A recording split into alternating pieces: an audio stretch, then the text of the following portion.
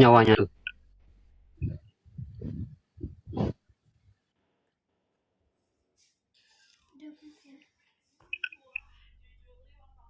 Tidak ada bekal sahabat beriman, ikuti yang ada dalam diri kita. Ihdinas siratal mustaqim. Sesungguhnya di dalam diri kita itulah jalan yang lurus. Ikuti dia. Nah, yang menjabarkan siapa? Yang menjabarkan adalah akalmu. Makanya akalmu ini jangan dikuasai oleh keakuanmu. Biarkan dia berjalan sendiri, biarkan dia menjabarkan sendiri, biarkan dia menguasai diri kita ini.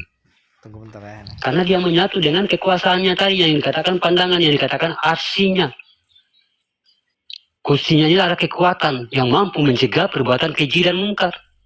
Ini kekuatan yang dikatakan kursinya.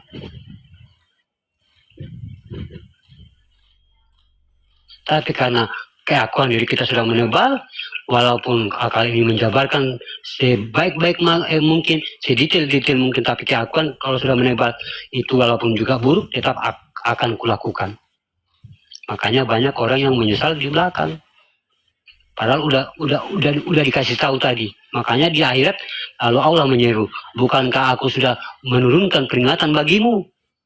Hai manusia, iya. Kami sudah sudah diturunkan peringatan bagi kami ya Allah. Tapi kami lalai, kami lengah, dan kami adalah orang-orang yang artinya masuk di dalam api neraka. Ini kalamullah, kalau dalam bahasa ma'rifatnya inilah kalamullah. Bisikan hati. Inilah yang dikatakan kitab nafsiyah, ini yang dikatakan kitab suci. Kalau Al-Quran itu kitab Al-Quran. Yang kitab sucinya itu di dalam diri manusia. Makanya Al-Quran itu disempurnakan pada dirimu sendiri. Yang dikatakan dia sempurna. Yang menyempurnakan adalah dirimu sendiri. Al-Quran ini kan cuma ngomong nih. Kamu baca dirimu, kamu baca dirimu, kamu baca dirimu. Cuma ngomong gitu doang. Biar apa? Biar kamu mendapatkan petunjuknya buat dirimu. Tapi kalau Al-Quran ini cuma kamu sekedar baca aja qiraat dan qiraat, baca ayat dan arti. Terus di mana petunjuknya? Petunjuknya baca diri kamu.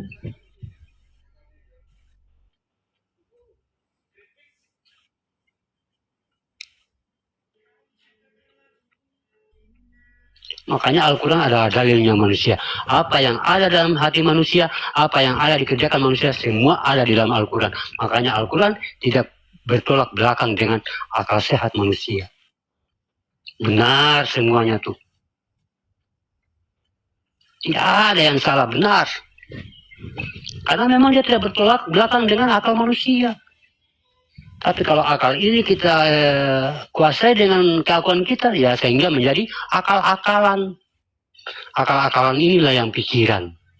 Pikiran inilah yang mengundang, membawa nafsu, setan, pokoknya sehingga merusak artinya hati kita, sehingga jasad kita ini, wadah kita ini akhirnya sakit-sakitan lah. Makan ini kolesterol lah, ini darah tinggi lah, ini apa, padahal semua intinya dari hati. Dari pikiran. Pikiranmu tadi sudah merasuk hatimu sehingga apa wadahnya ini, artinya wadah hatimu ini sudah menjadi ikut-ikutan sakit lah, ini semua. Ya, karena apa? Kalbu kita sudah rusak. Ya.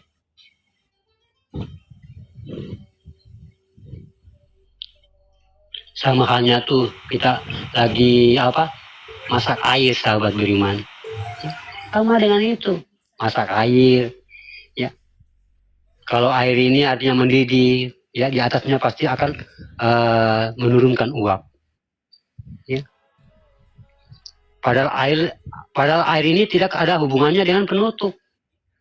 Begitu juga dalam diri manusia. Begitupun juga antara artinya bumi kita ini. Langit itu tidak ada kaitannya dengan lautan, sehingga dia menurunkan hujan. Ya. Langit itu dia mendung, berawan, tidak ada kaitannya dengan lautan, sehingga dia menurunkan hujan. Ya. Nah, tapi kalau kita berpikir secara akal sehat, artinya dengan kebesaran Allah, sesungguhnya hujan inilah, artinya awan inilah yang artinya sehingga lautan ini yang mengakibatkan adanya penguapan dari lautan menyebabkan adanya awan dan sehingga turun hujan. Sama hanya di diri manusia ini. Ya. Kalau hatimu sudah busuk, hatimu sudah tidak bersih, semua apa yang di jasadmu ini akan kotor, sahabat beriman, akan menjadi kotor. Astagfirullahaladzim. Padahal tidak bersentuh tuh, tapi kok bisa kotor? Sama hanya tadi itu. Lautan dengan langit nggak bersentuh, tapi kok tiba-tiba bisa menciptakan awan di atas itu, langit itu, uapan langit itu bisa menurunkan hujan. Itu uapan dari langit. Begitupun juga rohani kita, sahabat beriman, ya sangat berpengaruh dengan jasad kita ini, karena memang dia di situ wadahnya rohani kita.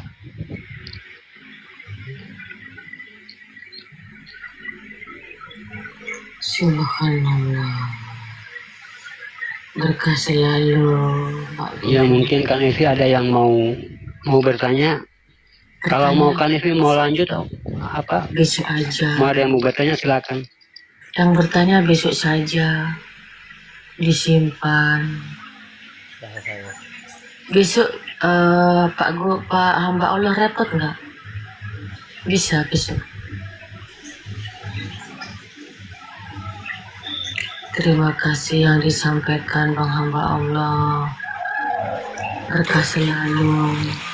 Nggak perlu kita, sahabat beriman, ya, nggak perlu kita bertafakur, berzikir, ya. Bagaimana perjalanan spiritual, nggak usah. Dalam Islam tidak mengajarkan tentang spiritual. Dalam Islam tidak mengajarkan tentang indera keenam. Tidak mengajarkan tentang indera ketujuh, biar kita bisa membaca seseorang, biar kita mampu membaca isi hati orang lain. Islam mengajarkan bagaimana hanya kita mengendalikan batin kita. Menterapi batin kita, ini yang dikatakan tajali. Kalau sudah tajali, sahabat beriman, apapun yang ada dalam diri kita akan menemukannya. Amin. Kalau kita sudah mampu bertajali, kita sudah mampu membimbing batin kita ini, sahabat beriman. Apa yang kita belum dengar di dunia ini, kita sudah dengar. Apa yang kita belum melihat di dunia ini, kita sudah lihat. Bukan tentang bagaimana meditasi, bagaimana tentang tidak ada. Spiritual tidak ada tentang Islam, spiritual tidak ada tentang meditasi. Tidak ada tentang indera-indera. Pengetahuan semua seluruhnya yang artinya yang mengetahui hanya batin kita, hanya rasa. Hanya yang hidup, hanya yang maha kuasa dalam diri kita. Kalau dia sudah meliputi diri kita, sahabat beriman, ya, dia akan memperlihatkan sesuatu yang belum pernah kita lihat di dunia. Dia akan mendengarkan kita sesuatu yang belum kita pernah mendengar di dalam dunia, artinya di dalam dunia. Manusia itu ajaib, sahabat beriman, ya. Manusia itu ajaib, luar biasa ajaibnya, sungguh pintar, sungguh pokoknya luar biasa manusia itu. Kalau kita mampu menyelami dalam diri kita. Subhanallah. Allah mengatur diri kita dalam diri kita ini luar biasa. Bayangkan Tuhan itu membuat manusia itu sebaik-baiknya. Makanya di dalam diri kita itu apa yang terdapat dalam Al-Quran tentang bagaimana, semua ada di dalam diri manusia. Makanya luar biasa. Begitupun keluar biasaan Al-Quran, begitupun juga dalam diri kita. Kamu melihat bintang ada dalam diri manusia. Kamu melihat bulan ada dalam diri manusia. Kamu melihat tanaman ada dalam diri kita ruhnya. Melihat hewan ada dalam diri kita ruhnya. Apapun yang nampak di alam semesta ini, semua ada dalam diri kamu. Yang artinya alam tanpa batas ada dalam diri kita. Laut mahfuz ada dalam diri kita. Makanya dikatakan, kalau kita baca Al-Quran, kadang-kadang kita di situ diperlihatkan hanya Allah yang tahu, hanya rahasia Allah yang tahu, hanya Allah yang tahu. Kalau kita masih membawa kemanusiaan dalam diri kita, membawa kehidupan kita dalam kehidupan makhluk, itu tetap aja rahasia Allah. Tetap aja itu hanya Allah yang tahu. Sesungguhnya ruh itu hanya Allah yang tahu. Karena apa? Kita di situ posisi manusia. Kita di situ posisi makhluk. Tapi kalau sudah Allah yang menguasai dalam diri kita ini, itu udah enggak bilang hanya Allah yang tahu. Karena hanya Allah yang tahu. Berarti usahakan, artinya dasar kita ini yang menguasai adalah Allah. Biar kita bisa tahu. Alif, Lam, Mim, hanya Allah yang tahu. Nah, usahakan bagaimana keadaan diri kita ini, artinya rasa kita ini, artinya dikuasai oleh Allah. Nah, biar dia tahu tuh alif lam mim tuh. Biar dia tahu tuh kodratnya tuh, biar dia tahu tuh ajalnya tuh. Biar dia tahu tuh takdirnya tuh, biar dia tahu tuh rezekinya tuh. Karena Allah kan yang menentukan rezeki, karena Allah yang menentukan takdir, kan yang Allah yang menentukan ajal, yang menentukan jodoh. Nah, kalau hanya Allah, berarti kita di situ masih bersifat membawa kehidupan kita dalam kemanusiaan, membawa kehidupan kita dalam kehidupan makhluk. Makanya rezeki Allah yang tahu, takdir hanya Allah yang tahu, ajal hanya Allah yang tahu. Tapi kalau Allah sudah meliputi diri kita ini, sudah menguasai diri kita ini, ajal pun datang itu kita bisa tahu. Takdir itu yang datang itu kita bisa tahu. Biar takdir itu datangnya nanti tahun depan, 3 tahun depan itu kita udah tahu. Nanti kejadiannya kayak gini itu kita udah tahu. Kalau Allah yang mampu menguasai diri kita. Biar isi-isi hati orang itu kita bisa tahu, sahabat beriman. Karena hanya Allah yang tahu isi hati orang itu. Takdir kematian semua hanya Allah yang tahu. Tapi kalau kita sudah dikuasai oleh Allah, semua apa ajal pun, takdir pun, jodoh pun, rezeki pun kita tahu. Kalau Allah yang menguasai. Tapi kalau Allah tidak menguasai, tetapi itu adalah takdir Allah, ya, ajal yang menentukan, Allah yang menentukan ajal. Ini semua tetap rahasia Allah. Makanya banyak yang mengkambing hitamkan tentang Allah, artinya yang menyalahkan takdir. Takdir itu artinya Allah yang begini-begini. Banyak yang mengkambing hitamkan Allah tentang takdir ini, tentang qada dan qada ini. Dia begitu karena Allah, dia begini karena Allah, dia miskin karena Allah, dia begitu karena Allah, dia cacat karena Allah. Sehingga Allah ini jatuh marwahnya karena hanya mulut kita. Jatuh martabat Tuhan hanya karena mulut kita, karena tidak ketahuan tentang takdir tadi.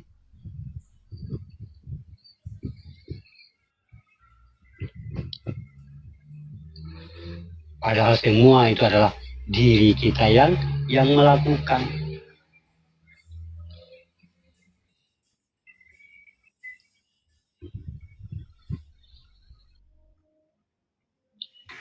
Pak Guru mau istirahat, Bang Sejati, besok saja. Capailah kesadaran sahabat beriman kita pelan-pelan saja ya. Dari tingkat pertama dulu ya. Tingkat langit pertama, kesadaran tingkat langit pertama kita. Pertama adalah pandangan. Langit pertama pandangan. Tak perlu langsung langit ketujuh, tak perlu. Kita hijrah, belajar. Pertama pandangan, bagaimana kita mematikan keakuan pandangan kita. Kita luruskan pandangan kita kepada hati orang, kita luruskan pandangan kita kepada orang lain. Ya. Sehingga pandangan kita ini tidak ada dalam hati kita merasa membenci kepada orang lain. Ya. Lurus hati kita kepada orang lain. Apa yang kamu pandang-pandang adalah wajah-wajahnya Tuhan. Wajah-wajahnya Allah. Matikan ego kita, matikan kebencian kita, matikan artinya bagaimana rasa iri kita kepada orang lain dengan pandangan kita ini. Mampu 1 hari, tingkatkan 2 hari. Mampu 2 hari, tingkatkan 3 hari. 3 hari, 4 hari, 5 hari, sudah jadi kebiasaan, tingkat kedua lagi. Apa tingkat kedua? Yaitu aslinya, yaitu kekuatan, yaitu kehendak. Apa yang kita lakukan pada jasad kita ini. Kalau kita membantu orang lain, jangan kita merasa membantu. Kalau kita memberi orang lain, jangan kita merasa memberi. Kalau kita menolong orang lain, jangan kita merasa menolong. Kalau kita mau ingin berkurban ya untuk hari raya haji, jangan kita merasa yang berkurban. Kalau kita ingin menderma di masjid, artinya menyumbangkan, jangan kita merasa yang menyumbang. Kalau kita mampu satu hari, pokoknya apa yang dilakukan oleh jasad kita, kehendaknya, afalnya. 1 hari, 2 hari, 3 hari. Nah, kalau sudah menjadi kebiasaan, kita tingkatkan ke tingkat 3. Apa ke tingkat 3? Pendengaran. Nanti sebentar wajahnya. Langit ke-7. Wajahatu wajhiyah illazi fatara samawati wal ard, kata Nabi Ibrahim. Kuserakan ya. Itu makom Ibrahim, makom kesadaran. Inna salati wa nusuki wa mayaya wa mamati. Sesungguhnya aku sholat, sesungguhnya aku juga yang hidup, sesungguhnya aku juga yang mati. Mati di sini bukan mati kata karena Tuhan tidak memiliki sifat mati. Makanya di dalam Al-Quran mengatakan sesungguhnya orang yang mati itu tidak mati. Mati itu adalah bagaimana kalau dalam Al-Quran itu dikatakan sukun. Ya. Sukun itu artinya gelap, artinya kosong. Nah itu yang dikatakan mati.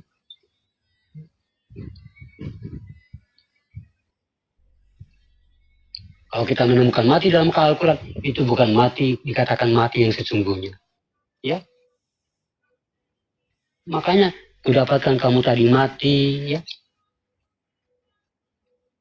Kudapatkan tadi kubangkitkan dari itu pokoknya kata-kata mati dalam Al-Quran itu bukan berarti kita mati kayak macam dikubur itu, tidak. Ya. Kalau maknanya sahabat beriman, karena dia di situ adalah menandakan hakikat sukun, kata mati itu ya. Beda dengan maut.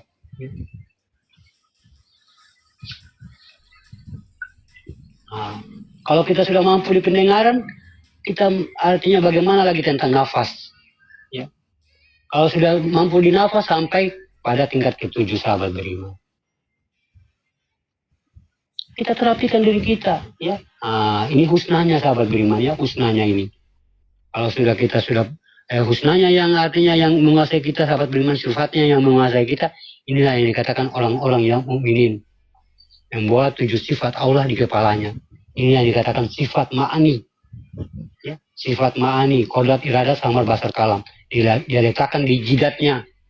Ya berarti udah nggak ada pikiran tuh, udah nggak ada keakuan, terletaklah di jidat nih. Nah inilah makom ma'ni, ya, di kepalanya manusia. Ini yang dikatakan orang-orang yang soleh. Ini yang dikatakan orang-orang yang mukminin. Ya, orang-orang yang mukminin itu menjalankan artinya kesehariannya dalam 7 sifat Allah. Ini husnanya. Husnanya nanti kita di situ disadarkan. Kalau sudah dia yang berbuat, berarti kita adalah zahirnya ini adalah kita ini adalah namanya Allah. Kita ini adalah asmanya Allah, yang itu yang dikatakan kita inilah alif lam lam ha. Karena hanya Allah itu yang memiliki kodrat iradat tadi. Barulah kita jumpa ilahnya tadi, yang dikatakan Tuhannya. Di situ hanya dia yang melihat tuh. Oh, ini Tuhan untuk diriku sendiri, dan ini juga hamba untuk diriku sendiri. Nanti pas kita wafat, yang datang adalah dirimu sendiri. Assalamualaikum ya ayuhana nabiyyu. Waalaikumsalam warahmatullahi wabarakatuh. Bagaimana? Siap? Siap. Sudah siap? Sudah siap. Jam berapa? Oke, terserah. Ngomong kita dengan diri kita itu ngomong. Ya, kita ngomong, sahabat beriman. Jam sekian, hari sekian, tahun sekian, dia kasih tahu kapan kamu meninggal, dia kasih tahu. Karena udah kenal, nggak ada hijab. Makanya yang datang adalah dirimu, yang datang menjemputmu. Assalamualaikum ya ayyuhan nabiyyu, dengan hormat dia. Makanya saat ini dia melipat tangannya, memeluk diri zohirnya. Ya zohirku, ya. Subhanallah zohirku, ya. Dia memuji, dia bertasbih untuk zohirnya. Ya, dia melihat untuk zohirnya. Dia memperhatikan zohirnya. Sampai zohirnya utuh, ya. Sampai kain kafannya saja tidak tersentuh oleh tanah. Zohirnya pun tidak tersentuh oleh tanah. Dijaga sama dia.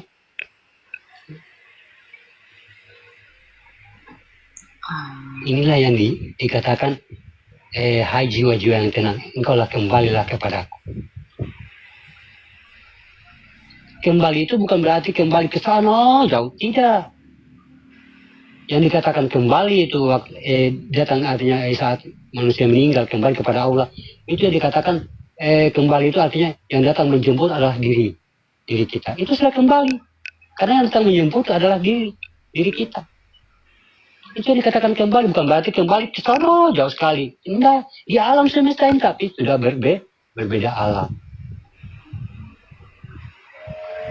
Nah, itulah yang dikatakan kembali jiwa-jiwa yang tenang, ya yang menjemput adalah diri.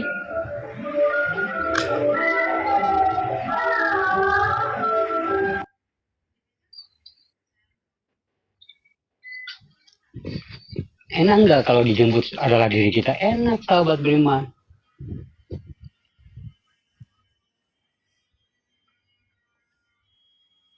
Yang menjemput diri kita adalah enak, sahabat beriman, ya. Subhanallah. Ini yang kita harus cari.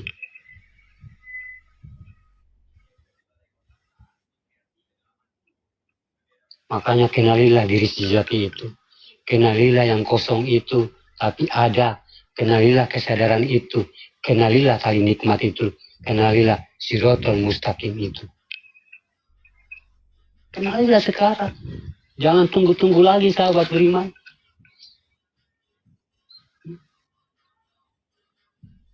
Nabi Muhammad umurnya 40 sudah dijumpa, artinya diundang oleh Allah. Ya. Nabi Muhammad SAW artinya Nabi kita. Bagaimana dengan kita, sahabat beriman, yang entah mungkin 45, 40 lebih, 50, 60? Ya. Makanya saat umur 40 beliau sudah diangkat menjadi Nabi dan Rasulullah. Bagaimana dengan kita yang sudah hampir 45, 40 lebih?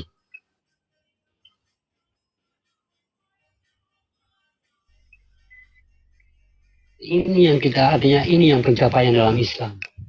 Ini yang dikatakan tauhid, berhubungan. Ya. Ini yang dicari dalam Islam.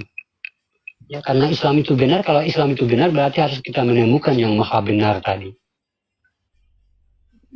Karena di situ ada Islam, alif, sin, ada lam. Ya.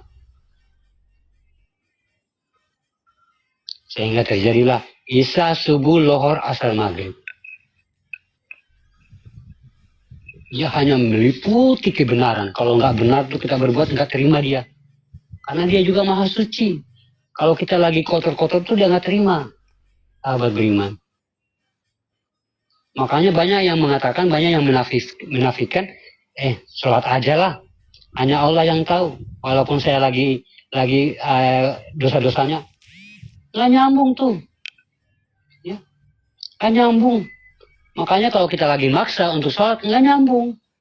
Kalau kita lagi artinya bagaimana seorang pendosa, lepas itu sholat, nggak nyambung. Itu kata-kata amalia, sahabat beriman. Kenapa? Allah ini maha suci. Makanya kalau dia maha suci, sahabat beriman, kalau dia memang maha suci, berarti dia menerima yang suci-suci, yang tidak bersekutu dengannya. Dia nggak mau dipaksa tuh. Dia harus suci, dia harus memang kemauan dirinya sendiri.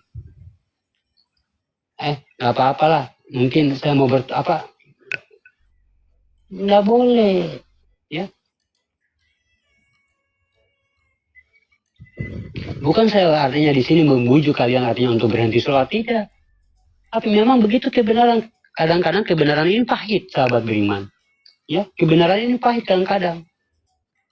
Kenapa? Kita sudah terdoktrin dengan ajaran-ajaran yang mungkin yang lalu-lalu. Sehingga sholat itu harus dipaksa menjadi kebiasaan. Sehingga walaupun artinya bagaimana kamu ingin bertobat harus sholat. Tidak bisa. Kamu bagaimana suci dulu, baru kamu bisa sholat. Karena itu adalah hubungan. Makanya dikatakan ibadah, sahada, hubungan. Ngomong dia, berngomong, menyatu, berhubungan dengan Allah dalam sholat itu. Kalau kita masih ada sedikit-sedikit keburukan, jangan nerima dia. Sekutu dia. Makanya dikatakan, ya ayyuhallazina amanu, sesungguhnya sholat itu wajib. Sesungguhnya sholat itu wajib yang ditentukan, waktunya yang ditentukan atas orang-orang yang beriman. Yang menentukan itu kamu sendiri. Kalau kamu sudah amanu, ya sholat. Karena dia hanya mampu mencegah perbuatan keji dan mungkar, tidak mengobati. Makanya dasarnya orang yang sholat itu memang sudah baik. Dia sudah baik baru dia sholat, atau dia sudah amanah baru dia sholat. Ya ayyuhallazina amanu, sesungguhnya sholat itu wajib yang ditentukan atas orang-orang yang beriman. Di situ tidak dituliskan yang ditentukan oleh Allah. Makanya banyak dikatakan dia perintah. Padahal di situ Allah hanya mengatakan, ya kalau kamu sudah amanah ya sholat. Kalau kamu belum amanah ya jangan sholat dulu. Karena apa? Celakalah orang-orang yang lalai dalam sholatnya. Makanya kalau kita tidak tahu hakikat kebenaran dalam sholat, itu sama halnya kita menanam dosa tiap harinya, sahabat beriman. Setelah kiamat, sahabat berimannya, kiamat kita dihancurkan oleh apa? Dia hancurkan pada hari kiamat dan dikumpulkan di padang mahsyar. Ada seorang ahli ibadah datang, sahabat berimannya. Ada seorang ahli ibadah, ahli sholat datang membawa amal sholatnya di hadapan Allah. Lalu Allah mengambilnya. Ya, amal sholatnya itu sama dengan kain kas, artinya kain kusam. Kain yang udah artinya kusam, sahabat berimannya. Dan disobek-sobek oleh Allah dan dilemparkan ke hadapannya. Karena apa? Sholatnya nggak benar.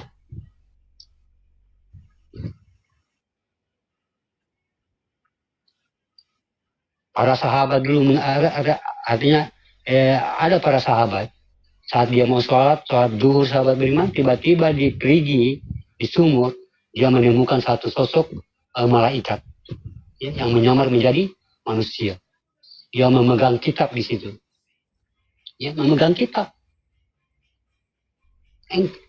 Engkau siapa, gerangan? Lalu malaikat itu menjawab, aku adalah malaikat. Lalu si sahabat ini berkata, kamu malaikat bagian mana?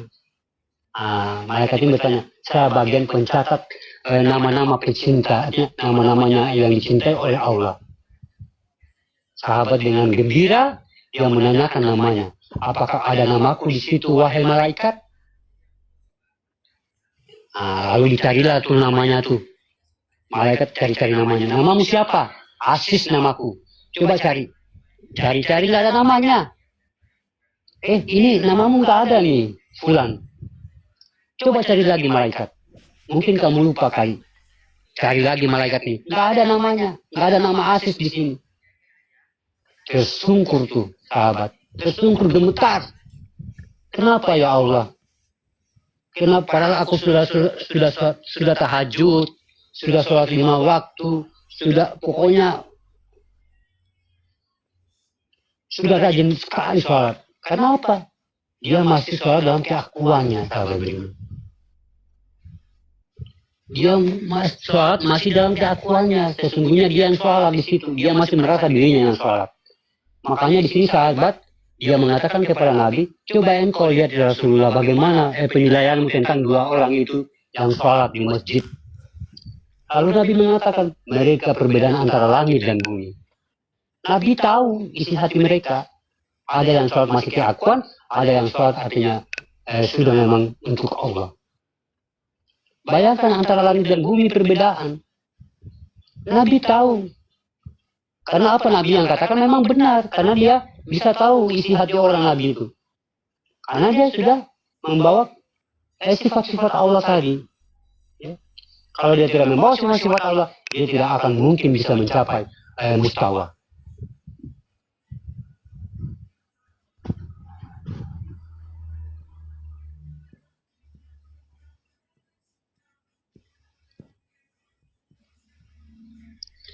Janganlah kamu memasuki masjid ya, dalam keadaan mabuk, kata Al-Quran. Bukan orang mabuk itu, bukan. Karena di situ karena di situ diserukan ya ayyuhallazina amanu. Masa ya ayyuhallazina amanu untuk orang pemabuk? Hai orang-orang yang amanah. Janganlah kamu memasuki masjid seperti orang yang mabuk. Atau orang yang mabuk itu masuk masjid. Enggak begitu hakikatnya. Katanya Allah, hai orang-orang yang amanah. Bagaimana kamu ini harus sadar, sebenar-benarnya sadar. Ya, apa yang kamu baca dalam sholatmu harus kamu paham. Jangan kamu ngelantur. Tapi kamu bagaimana harus paham apa yang kamu baca. Jangan seperti kayak orang-orang mabuk. Karena di situ disedukan ya ayyuhallazina amanu. Berarti dia beritahu orang-orang yang sudah amanah. Sama halnya juga dengan puasa. Ya ayyuhallazina amanu kutiba alaihimkus syiyam. Hai orang-orang yang sudah amanah, berpuasalah kamu seperti orang-orang yang terdahulu mengerjakannya. Tidak diserukan hai orang-orang Islam. Hai orang-orang baik, hai orang-orang seluruh Islam, berpuasalah kamu. Enggak. Karena apa? Di situ penegasan, tersurat dia. Berarti penegasan, berarti di situ Allah itu serius. Makanya kebanyakan puasa kita fokus di perut.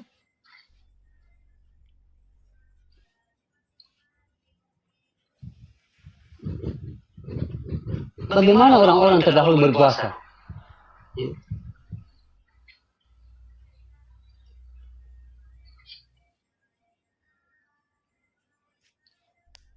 Makanya diserukan ya hai orang-orang yang sudah amanah. Orang yang sudah amanah itu yang sudah mengetahui kebenaran puasa.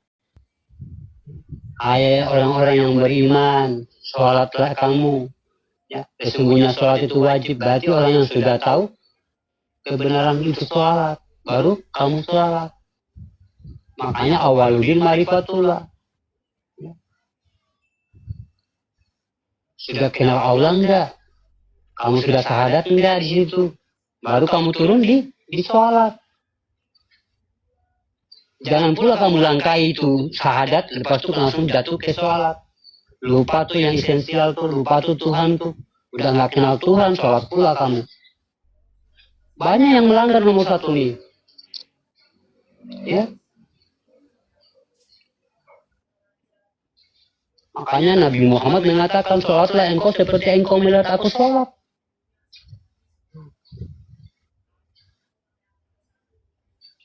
Kalau kita belum mampu melihat Muhammad itu sholat, sahabat beriman, di situ artinya sudah juga lalai dalam sholat kita.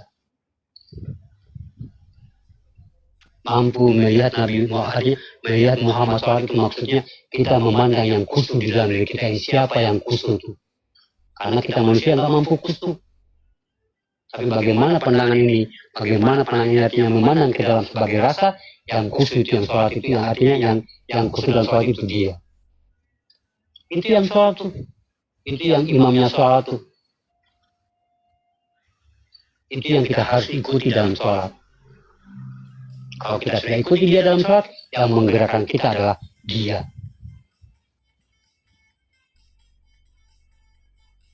Itu yang Muhammad tuh yang sholat itu. Yang dikatakan yang Muhammad itu yang sholat. Karena Muhammad ini kalau dalam bahasa marifat dia, dalam bahasa hakikat dia adalah sifat Allah tadi. Kalau dia sudah masuk dalam marifat dikatakan diri halus atau ayan sabita.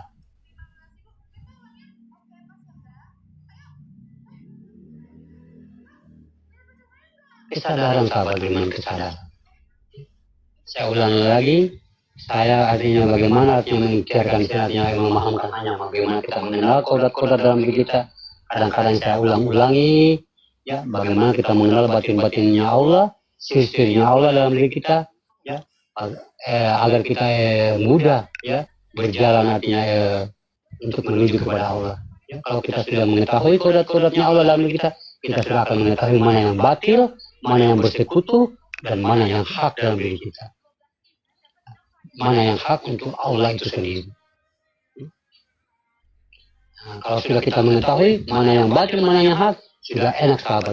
Berarti yang batil ini yang keluar artinya yang keluar artinya tidak saya meyakini Tuhan, yang keluar daripada diri saya. Itu yang batil, itu yang sekutu. Berarti yang hak yang mana? Yang hak yang semua yang ada dalam diri saya ini. Berarti harus kita menjalankan 7 sifat tadi. Sebagai husnanya, ya. Nanti husnanya kita artinya husnanya di sini akan artinya menyadarkan kita untuk berjumpa dengan asmanya yaitu alif lam lam ha. Kalau sudah kita mendapatkan pemahaman alif lam lam ha yaitu Allah, kita akan mendapatkan wujud Tuhan itu sendiri. Karena di situ hanya yang melihat hanya Allah sendiri.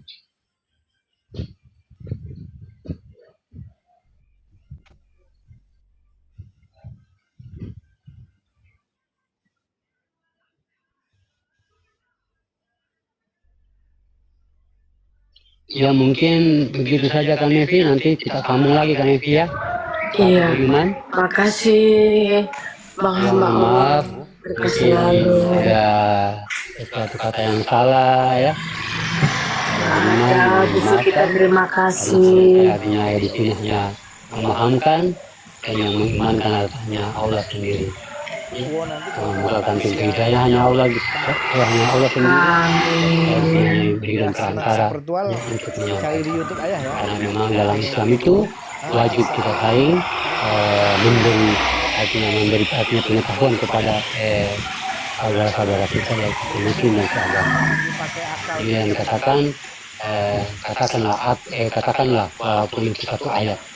Dan bagaimana bila dalam Al-Quran mengatakan ya berlapang-lapanglah kamu dalam majelis, bagaimana Allah akan melapangkan diri. Ya. Ya, mungkin sampai di sini dulu Kak Devi. Iya. Semoga kebaikan ini Allah yang membalas dengan berlipat-lipat ganda ya Bang Hamba Allah.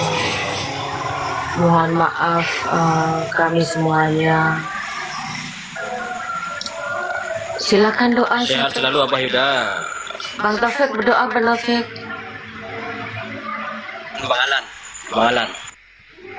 Mangalan tidur kayaknya. Mangalan. Alhamdulillahirrabbilalamin. Amin. Bismillahirrahmanirrahim. Amin. Alhamdulillahirrabbilalamin. Wassalatu wassalamu ala asyrafil anbiya'i wal mursalin wa ala alihi wa sahbihi ajma'in. Allahumma rabbana zalamna anfusana wa in lam taghfir lana wa tarhamna lanakunanna minal khasirin. Amin. اللهم اغفر لنا ذنوبنا ولوالدينا وارحمهم كما ربونا صغيرا ولجميع المسلمين والمسلمات والمؤمنين والمؤمنات الأحياء منهم والأموات برحمتك يا أرحم الراحمين. اللهم إنا نسألك سلامة في الدين وعافية في الجسد وأجية في العلم وبركة في الرزق وتوبة قبل الموت ورحمة عند الموت ومغفرة بعد الموت. اللهم هون علينا في سكرة الموت ونجاة من النار والأقوال عند الحساب. اللهم إنا نسألك الهدى والتقى والعفاف والغنى. اللهم إنا على ذكرك وشكرك وحسن عبادتك لا إله إلا أنت سبحانك إني كنت من الظالمين. ربنا هب لنا من أزواجنا وذرياتنا قرة أعين واجعلنا للمتقين إماما. ربنا تقبل منا إنك أنت السميع العليم وتب علينا إنك أنت التواب الرحيم. سبحانك اللهم وبحمدك أستغفرك وأتوب إليك. صلى الله على سيدنا محمد وعلى آله وصحبه وسلم.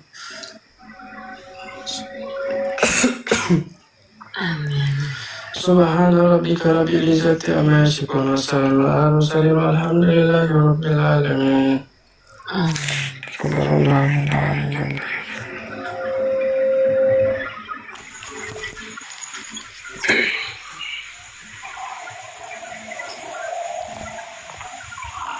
Alhamdulillah.